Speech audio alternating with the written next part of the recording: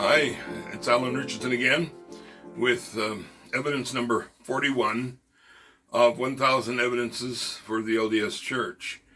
This is a remake of a previous version that we had done before, but we had some technical difficulties. And we also might add that some of the comments that appeared with the other version would not be part of this second version. So if any of you made comments, you could either comment again, but know this, that we weren't purposely trying to ignore any of your comments. We appreciate all of your comments and value any input that any of you have. So what we'd like to do is talk a little bit about the Islamic knowledge of Jared and his brother, who lived in what is now Iraq. In ancient times, it was the land of Assyria, which included the area of Babylon. According to the Book of Mormon, this is the land where the two brothers lived at the time of the building of the Tower of Babel.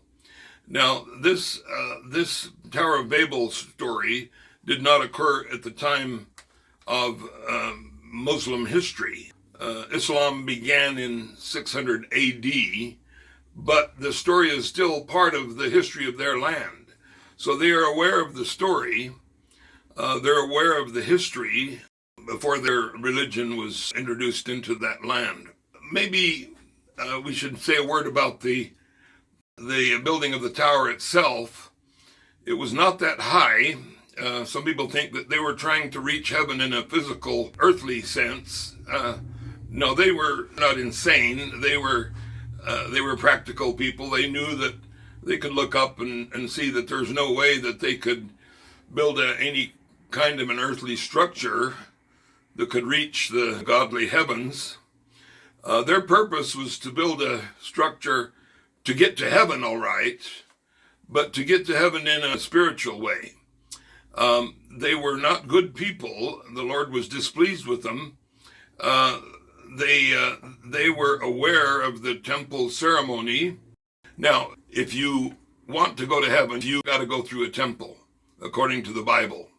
Now, the people in the days of the Tower of Babel, they call it a tower. It was the term at that time was ziggurat. They would build these ziggurats that were more like pyramids than temples, and they would go through these temples with the confidence of knowing that they could make it to heaven. Now, these people were not good.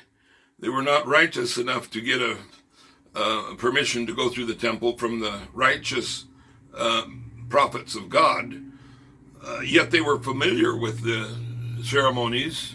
Obviously, they had become disaffected or had been excommunicated from the ancient church.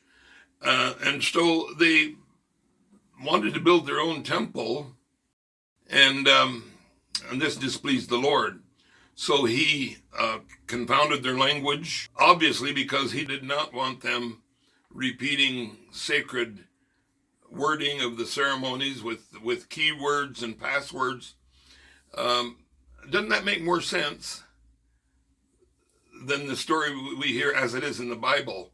It sounds like he just confounded their language for no apparent reason. And all of this information comes from a non-biblical history, coming from non-LDS, unbiased sources, including the history of the people who live in present-day Iraq.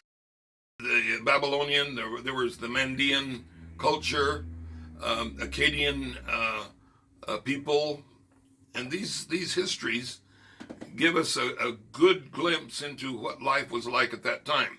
Now, not only did they describe the temple as being necessary to get to heaven, which it is today, they also talk about two brothers. One was named Rud, and the other was the brother of Rud. Rud being a contraction of the name Jared. So they have the right name.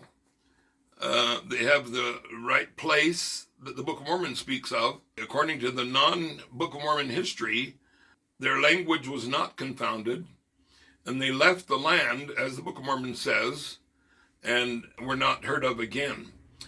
Now, Joseph Smith was not aware of this information. It came to light many years after the Book of Mormon was published. And it's very, very strong evidence that the Book of Mormon is true. These evidences are strong and powerful, no guesswork. No one needs to scratch their head and wonder, well, is the Book of Mormon true? Well, the native Aztecs would tell you it's true. The Muslims in Iraq would tell you, we know about this history. They would find it remarkable that this story is verified by the witness of two cultures. Thanks for watching. Thanks for listening. And we'll be back with other episodes. Thanks. Bye.